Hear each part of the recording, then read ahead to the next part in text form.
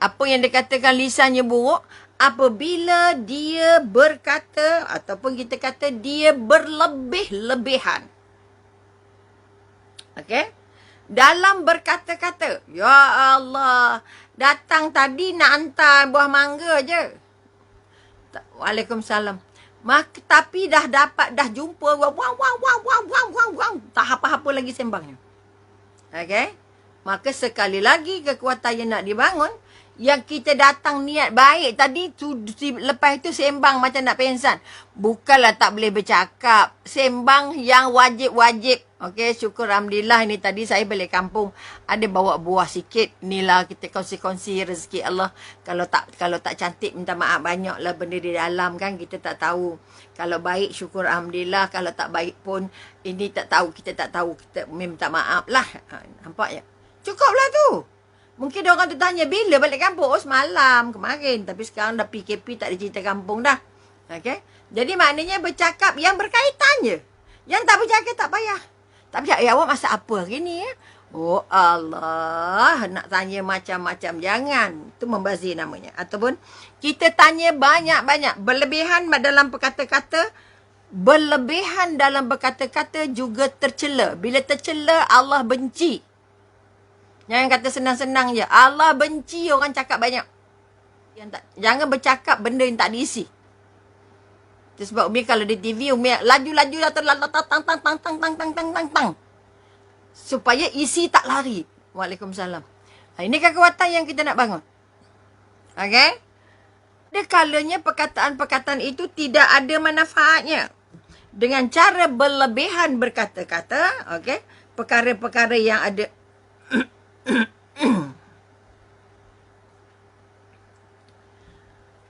kalau orang itu bercerita tentang dirinya yang boleh dicakap pelak sikit tapi dihurai panjang-panjang. Letih oh. Okey. Katalah contohnya ada orang tanya, mak kamu di mana? Mak kita tadi dia cakap dia nak naik bas, dia nak pergi sana, pergi. Tak payah, mak keluar, selesai. Okey. Ini kekuatan yang nak dibangun. Ataupun kita tanya tadi pergi bandar beli apa? Tadi kita cakap je beli A, beli B, beli C, selesai. Tak payah kita cakap kita pergi makan, kita jumpa kawan, kita buat itu, kita buat ini. Tak. Itu namanya berlebihan, okey? Misalnya seorang yang membincangkan sesuatu yang mungkin dapat dicakap secara pendek je. Okey? Secara ringkas tetapi ditambah sehingga melebihi apa yang sepatutnya. Okey, kadang-kala sesuatu yang sebenarnya dapat diperagakan dengan suatu bentuk diulangi berkali-kali. Okey, nak pendek je tapi ulanglah. Tak lupa ya datang rumah saya. Harap-harap tak lupa kan. Okey.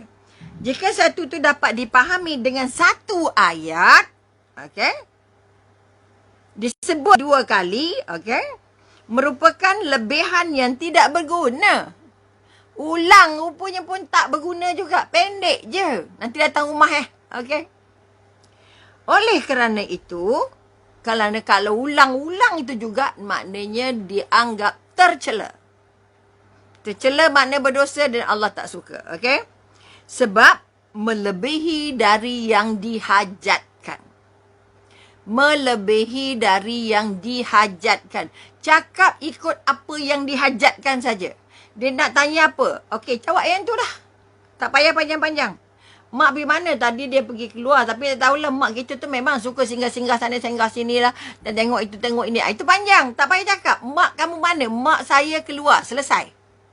Tak payah nak tambah-tambah lagi. Itu namanya berlebihan. Okey? Maka sebab melebihi sekalipun dengan berkata lebih itu tidak berdosa dan tidak ada bahayanya, ketahuilah bahawa kata-kata yang berlebihan itu, okey, sukar untuk dibatasi. Lidah kita dia tak merem perempuan. Okey, vocabnya banyak. Itu sebab dengan budak yang tak bercakap, budak baru lahir pun popek. Padahal bayi tu kan tahu bercakap pun. Ya Allah, comel yang kamu ni. Besok jadi apa ya?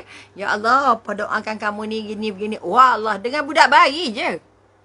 Boleh cakap tak berhenti. Apa lagi lah dengan orang yang boleh bercakap. Betul? Oleh itu tolong zip sikit, jahit sikit, jangan banyak-banyak. Okey, kerana tercela, okey? Maka dikatakan, Allah kata apa? Sebagai panduan batasan dapat direnungkan dengan apa yang difirmankan oleh Allah dalam surah An-Nisa ayat 114. Surah An-Nisa 114 Allah bercakap, bagi pesan pada kita yang bermaksud tidak ada kebaikan, okey, pada kebanyakan bisikan-bisikan mereka.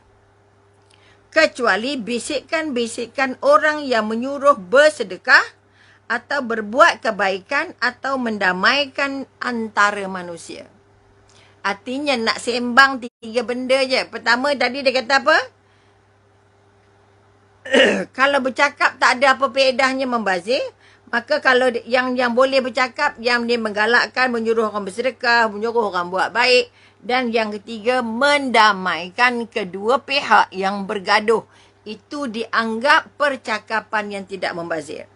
Okey, itu surah An-Nisa ayat 114. Kemudian junjungan besar juga dia berpesan, okey, yang hadis riwayat Baihaqi dan lain-lain, yang bermaksud berbahagialah seseorang yang menahan lebihan. Berbahagialah orang yang menahan lebihan lisan.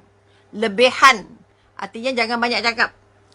Dan membelanjakan apa yang berlebihan dari hartanya. Berbahagialah. Okey, berbahagialah. Okey, untuk tak cakap banyak. Dan berbahagialah membelanjakan apa-apa yang berlebihan daripada hartanya. Ada lebih sikit derma, ada lebih sikit sedekah, ada derma sikit wakaf, ada sikit bagi ke anak, bagi ke cucu, bagi bantu orang miskin, bantu orang susah. 2 benda yang Allah suka. Berbahagia. Siapa nak bahagia? Pertama, jangan cakap banyak. Kedua, banyak memberi pada pendapatan yang berlebihan. Yang lebih-lebih, kata. Maka itu dikatakan termasuk, itu kebaikan tu yang Nabi pesan. Cuba perhatikan bagaimana keadaan manusia pada zaman kita sekarang. Mereka membolak-balik apa yang dianjurkan oleh agama sebab mereka menahan harta yang berlebihan, tetapi lebihan lisan terus berlaku. Okay, Allah pesan tadi, Nabi pesan kita apa? Berbahagialah orang yang cakap sikit tapi banyak memberi derma. Tapi kita pula hari ini dah tukar pula. Orangnya tak hendak menderma, sikit menderma, tetapi banyak bercakap. Memberinya sikit, okey? Sehingga kan tidak dapat dikendalikan lagi. Sebab itu Attar berkata, orang-orang salaf sebelummu benci kata-kata secara berlebih-lebihan. Maknanya para salaf, artinya selepas zaman sahabat, salaf dan para salaf, maknanya mereka benci orang yang mengamalkan apa yang diamalkan oleh para sahabat, para salaf. Maknanya kita kata para salaf benci perkataan yang berlebihan. Okey, apa sebab dia benci berlebihan?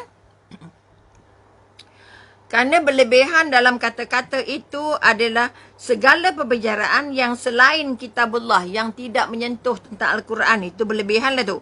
Kemudian yang tidak bercakap tentang sunnah Rasulullah. Juga perkataan yang tidak bertujuan untuk membuat amal makruf. Okey? Nahi mungkar dan selain percakapan yang diperlukan untuk mencari kehidupan di dunia, yang mahu atau tidak mahu mesti dilakukan. Pergi kerja kena bercakap, suka ke tak suka bercakap sebab itu kewajipan.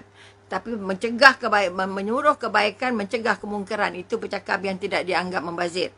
Kemudian kita katakan bercakap tentang isi-isi Al-Quran, kebaikan Al-Quran, apa saja yang ada kaitan dengan Quran dan juga ilmu-ilmu dari Al-Quran dan ilmu-ilmu dari hadis Nabi. Ini di antara perkataan-perkataan yang tidak dianggap berlebihan.